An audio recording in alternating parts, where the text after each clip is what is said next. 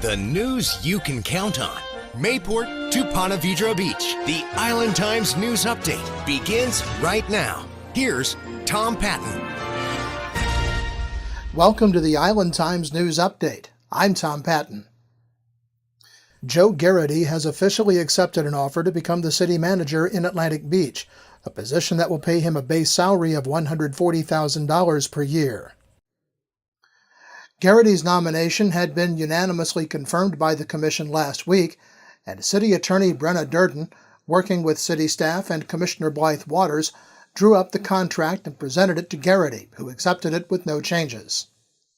All that was left was for the commission to approve the contract, which they did on a unanimous vote at their meeting Monday night. Following the vote, Garrity thanked the commission for the opportunity to come to work with the city. I think it's a very fair contract, and I appreciate being here and look forward to working with each of you to make Atlantic Beach a better place for all of us. The city will also offer health benefits and a $500 per month car allowance to Garrity. It also requires him to establish a full-time residency in Atlantic Beach within 6 months of taking the job. Earlier this year, the Florida legislature passed and Governor Rick Scott signed a law that requires local governments to allow certain types of wireless facilities in their rights-of-way, and required those governments to adopt enabling legislation by January 1, 2018. On Monday, the Atlantic Beach City Commission gave initial approval to an ordinance placing a moratorium on the placement of 5G towers in the city's rights-of-way until that legislation has been approved. One company, AT&T, has already requested a permit for a 5G tower in the city, and the city did not challenge the permit within the time frame outlined by the state legislation. The moratorium is intended to prevent any additional permits from being issued until they can adopt local objective design standards in accordance with the state law. City Attorney Brenna Durden said that many cities are adopting such temporary moratoriums to give themselves time to make changes in their local codes. Commissioner Jimmy Hill called the state law the largest overreach by the state he's seen since becoming a member of the commission, and asked that Mayor Mitch Reeves let the commission know how the issue is being addressed by the Florida League of Cities. It's pretty disturbing that we can have this mandated onto our right-of-way with little opposition planned, so I assume there's an opposition brewing and would be very interested in joining it. I have no problem with providing infrastructure for communications, but I don't like doing it at our citizens' expense. Mayor Reeves said that most of the 5G antennas will likely be placed on existing JEA poles. The proposed standalone structure, he said, looks like a light pole with a small antenna on top, not a huge cell phone antenna. Reeves also said that the commission should direct their displeasure at the local delegation, who voted with the leadership in Tallahassee against home rule. Now, he said, there is some urgency to getting the moratorium passed. The meeting that we had, Kevin and I had, was a presentation meeting to find out what was going on. I had no idea until at that meeting that they had already submitted a permit. That's when I found out, and then that's when I recommended that we need to get with the city attorney and we need to do a emergency ordinance on this to bypass the regular system to get the system in. They gave us a work thing. Now what we have to do is pass this tonight and allow our inspectors and our city to come with the guidelines, so then we can tell them the guidelines. The moratorium passed 5-0 on first read, and it will be back before the commission at their next regular meeting on August 28th. Well, when we come back, Jacksonville Beach eyes boosting parking fees on holidays and during festivals. This is the Island Times News Update. The news you can count on. The Island Times News Update will be right back. Beaches Academy Child Care Center in Jacksonville Beach has been offering affordable, loving child care to families in the Beaches communities for 35 years. Conveniently located on Penman Road, Beaches Academy offers care for children from infants through preschool, with programs that encourage learning and outdoor play. Our affordable tuition means families can get quality child care at a price that fits their budget.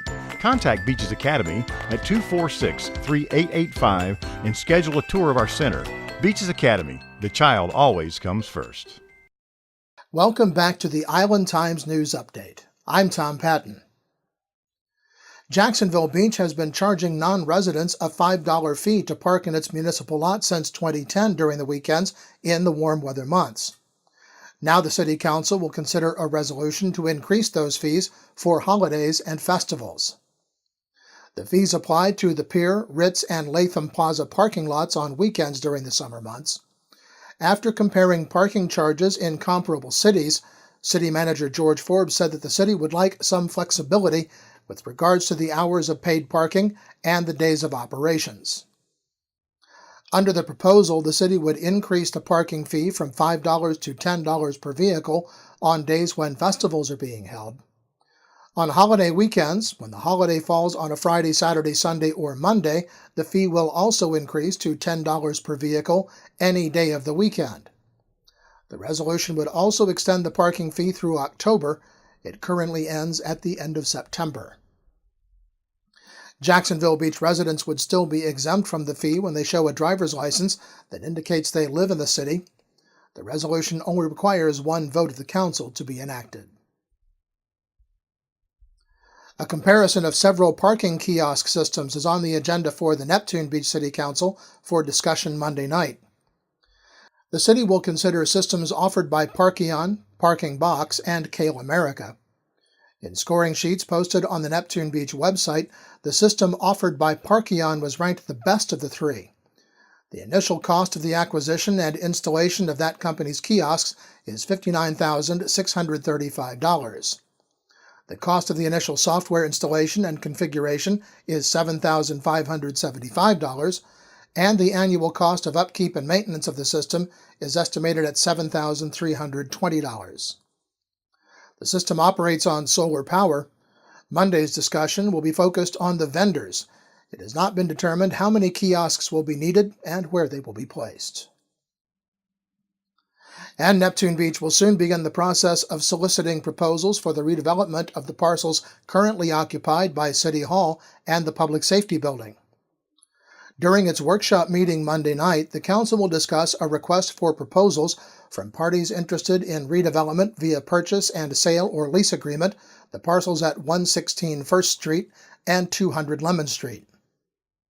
The draft document states that the goal of the council is to implement policies that result in sustainable growth, rising personal and business incomes, and to generate new tax revenue with well-planned redevelopment projects.